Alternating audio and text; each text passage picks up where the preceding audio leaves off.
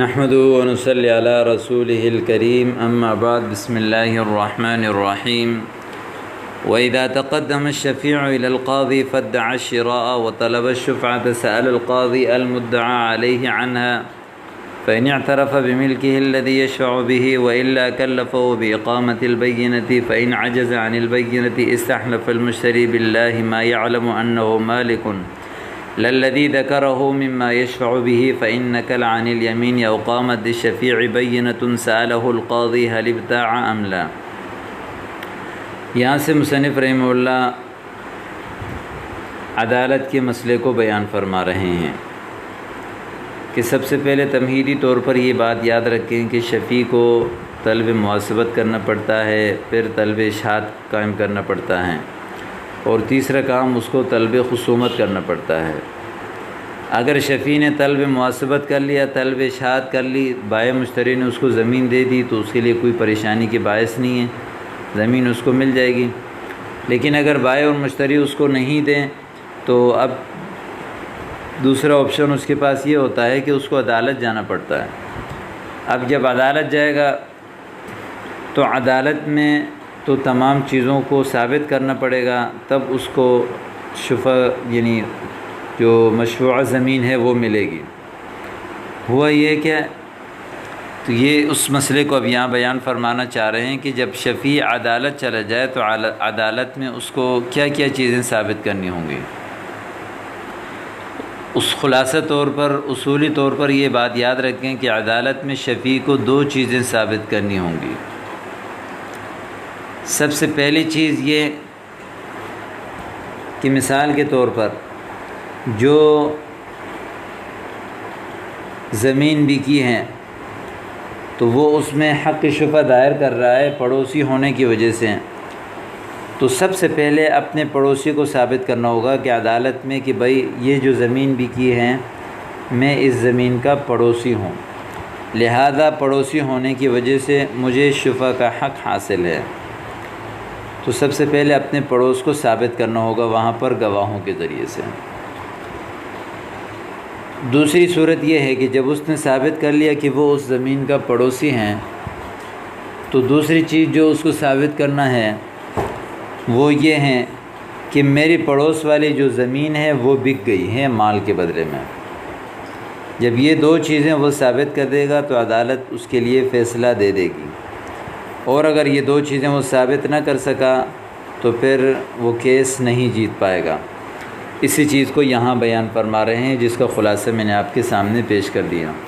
وَإِذَا تَقَدَّمَ الشَّفِيعُ إِلَى الْقَاضِي، جب قاضی یعنی شفیع جب قاضی کے سامنے پیش ہوگا، فَادَّعَ الشِّرَاءَ، اور خریدنے کا دعویٰ کرے، یعنی دعویٰ کرے کہ میری پڑوس والی زمین اس نے خریدی ہے یا بک گئی، وَطَلَبَ الشُّفْعَةَ، اور شفع کا مطالبہ کریں، تو سأل القاضی المدعى علیہ عنہا، تو قاضی جو ہے وہ مدعا علیہ سے پوچھے گا اس زمین کے بارے میں۔ مثال کے طور پر اس نے دعویٰ دائر کر دیا مشتری کے اوپر، کیونکہ زمین مشتری کے ہاتھ میں تھی، تو شفیع مدعی ہے اور مشتری مدعا علیہ ہیں، تو قاضی صاحب مدعا علیہ مشتری سے پوچھے گا کہ آیا یہ زمین اس کی ہے یا نہیں ہے، یہ اس زمین کا شفیع ہے یا نہیں ہے۔ تو اس چیز کا قاضی صاحب مدعا علیہ سے پوچھے گا کہ پڑوس والی زمین اس کی ہے اور آپ لوگوں نے یہ زمین خریدی ہے، تو فَإِنْ اعْتَرَفَ بِمِلْكِهِ الَّذِي يَشْفَعُ بِهِ، یعنی یہ بتانا ہے کہ اگر اعتراف کرے اس کی ملکیت کا جس کے ذریعے سے یہ شفع کر رہا ہے۔ مثال کے طور پر مشتری نے کہا جی ہاں پڑوس والی زمین اسی کی ہے، اب یہ اس نے اعتراف کر دیا، اعتراف کرے بِمِلْكِهِ الَّذِي، اس چیز کی ملکیت کی، یشفع بِهِ، جس کی وجہ سے وہ شفع کر رہا ہے۔ اب جب شفیع نے یعنی مشتری نے اقرار کر دیا، اعتراف کر لیا، تو شفیع کا پہلا حق ثابت ہو گیا۔ اگر اعتراف نہیں کرے تو پھر کیا ہوگا؟ فرما رہے ہیں کہ وَإِلَّا كَلَّفَهُ بِإِقَامَةِ الْبَيِّنَةِ، ورنہ قاضی صاحب شفیع کو مجبور کریں گے کہ بھئی آپ دلیل قائم کریں۔ اقامہ بینہ کہتے ہیں دلیل قائم کرنا، آپ دلیل قائم کریں، گواہ لائیں کہ پڑوس والی زمین آپ کی ہے جس کی وجہ سے آپ شفع کر رہے ہیں۔ فَإِنْ عَجَزَ عَنِ الْبَيِّنَةِ، اگر شفیع جو ہے وہ دلیل قائم کرنے سے عاجز آ جائے، اس کے پاس گواہ نہیں ہیں، تو پھر قاضی کیا کرے؟ فرمایا اس کے دعوے کو رد کرے؟ فرمایا نہیں، استحلف المشتری، قاضی صاحب جو ہے وہ مشتری سے قسم لے گا۔ قسم کس بات پر لے گا؟ تو اب یہاں پر اس قسم کو ذکر کر رہے ہیں کہ باللہ ما یعلم انہ مالک، خدا کی قسم وہ نہیں جانتا، یعنی مشتری نہیں جانتا کہ انہ مالک، کہ وہ شفیع مالک ہے، للذی، اس زمین کا، ذکرہ، جس کو یہ ذکر کر رہا ہے کہ مما یشفع بھی، جس کی وجہ سے یہ شفع کر رہا ہے۔ یعنی مشتری اس بات پر قسم کھائے گا، خدا کی قسم، اس کو یہ نہیں پتہ کہ جس زمین کی وجہ سے یہ میرے اوپر حق شفع دعویٰ کر رہا ہے کہ وہ زمین اس کی ہے یا نہیں، مجھے نہیں معلوم۔ باللہ، اللہ کی قسم، ما یعلم، نہیں جانتا، انہ مالک للذی ذکرہ، کہ وہ مالک ہے اس زمین کا جس کا وہ ذکر کر رہا ہے، مما یشفع بھی، جس کی وجہ سے اس کو، جس کے ذریعے سے وہ شفع کر رہا ہے۔ جب اس طرح مشتری سے قاضی صاحب قسم لے گا،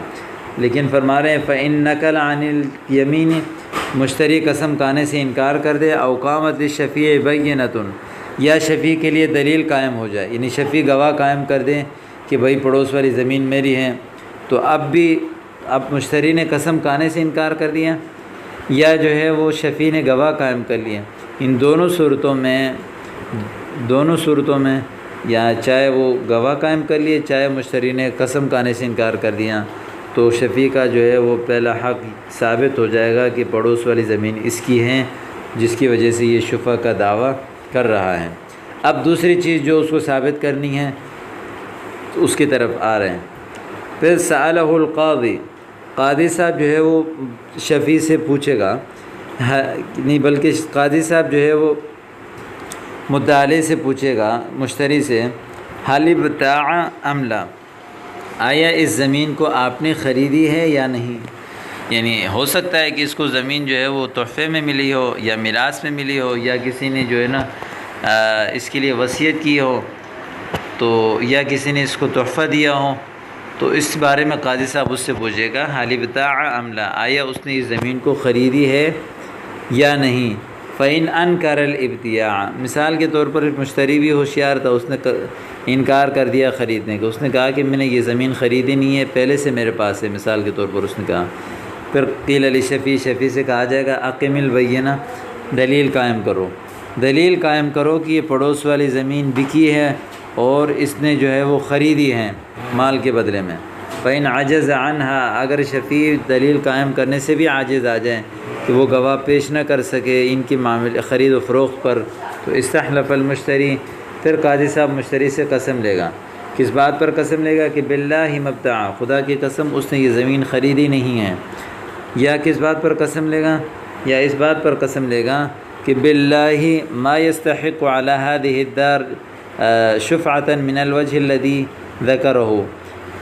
خدا کی قسم ما يستحق على هذه الدار، شفیع اس گھر میں مستحق نہیں ہے شفع کرنے کا،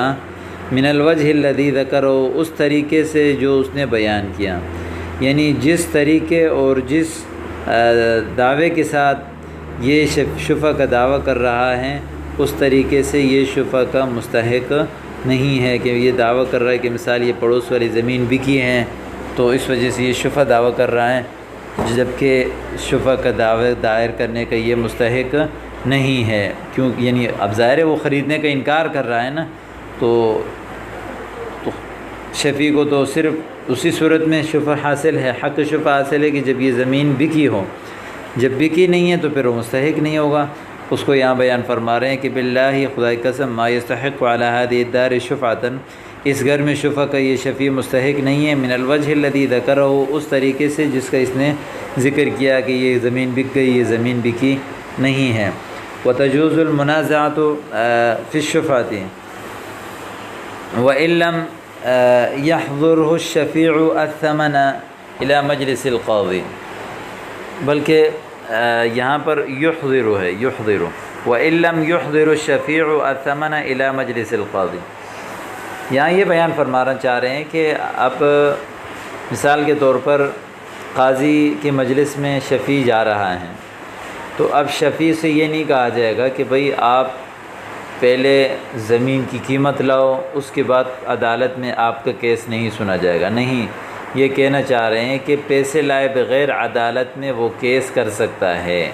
اس کے اوپر جب تک قاضی کا فیصلہ نہیں ہوگا تب تک اس کے اوپر قیمت ادا کرنا لازم نہیں ہے۔ جب قیمت ادا کرنا اس کے اوپر لازم نہیں ہے تو پیسے حاضر کرنا بھی اس کے لیے ضروری نہیں ہے۔ یہ بیان فرما رہے ہیں کہ وَتَجُوزُ الْمُنَازَعَةُ فِي الشُّفَعَةِ، شفع میں جھگڑا کرنا جائز ہے، کیس لڑنا جائز ہے۔ وَإِن لَّمْ يُحْضِرْهُ الشَّفِيعُ الثَّمَنَ إِلَىٰ مَجْلِسِ الْقَاضِي، اگرچہ شفیع جو ہے وہ اس زمین کی جس میں وہ شفع دائر کر رہا ہے، شفع کا دعویٰ کر رہا ہے، اس کی قیمت قاضی کی عدالت میں حاضر نہ کریں، لیکن فرما رہے ہیں کہ فَإِذَا قَضَى الْقَاضِي لَهُ بِالشُّفْعَةِ، جب قاضی اس کے لیے شفع کا فیصلہ کرے گا تو لَزِمَهُ إِحْضَارُ الثَّمَنِ، اس کے لیے ثمن کو حاضر کرنا ضروری ہے، کیونکہ اب جب قاضی نے اس کے لیے فیصلہ کر دیا تو اب قیمت حاضر کرنا اس کے اوپر لازمی ہے۔ اب اگر قیمت حاضر نہیں کرے گا تو اس کو زمین نہیں دیا جائے گا، اس صورت میں بائع اور مشتری کا نقصان ہوگا۔ قاضی صاحب اس کو مجبور کرے گا تو یہ ثمن حاضر کر دیں، قیمت حاضر کر دے، یا جو ہے وہ شفع چھوڑ دیں۔ تو یہاں پر ایک اور مسئلہ ہے، وہ یہ ہے کہ وَلِلشَّفِيعِ أَن يَرُدَّ الدَّارَ بِخِيَارِ الْعَيْبِ وَالرُّؤْيَةِ، شفیع کے لیے یہ بھی حق حاصل ہے کہ وہ گھر کو لوٹائے خیار عیب اور خیار رؤیت کے ساتھ۔ مثال کے طور پر کوئی بھی آدمی کسی دوسرے کی زمین کو خریدتا ہے تو اس کو اس میں عیب کا اختیار حاصل ہوتا ہے، یا رؤیت، خیار رؤیت حاصل ہوتا ہے کہ اس میں کوئی عیب نکل آیا تو میں زمین کو واپس کروں گا، یا میں اس چیز کو واپس کروں گا، یا وہ چیز دیکھی نہیں تھی تو بعد میں جو ہے وہ دیکھ لی اور دیکھنے کے بعد اس کو پسند نہ آئی تو تب بھی وہ چیز وہ واپس کر سکتا ہے۔ تو فرمایا کہ جس طرح مشتری بائع کو واپس کر سکتا ہے تو اسی طرح شفیع بھی اپنے اصلی مالک کو یہ چیز، زمین یا مکان، اس میں کوئی عیب نکل آیا یا اس کو دیکھا نہیں تھا تو خیال عیب اور خیال رؤیت کی وجہ سے لوٹا سکتا ہے۔ کیوں لوٹا سکتا ہے؟ اس لیے کہ شفع بھی گویا کہ خریدنے کی طرح ایک معاملہ ہے، اس میں بھی ایک آدمی مال دے کر، پیسے دے کر زمین خریدتا ہے، تو یہ بھی ایک قسم کی تجارت ہے، ایک قسم کی خرید و فروخت ہے۔ تو جس طرح عام بیع میں خیار عیب اور خیار رؤیت حاصل ہوتا ہے تو شفع میں بھی خیار عیب اور خیار رؤیت حاصل ہوگا۔ تو امید کرتا ہوں کہ آج کا سبق بھی آپ کو سمجھ آ گیا ہوگا۔ السلام علیکم ورحمۃ اللہ وبرکاتہ۔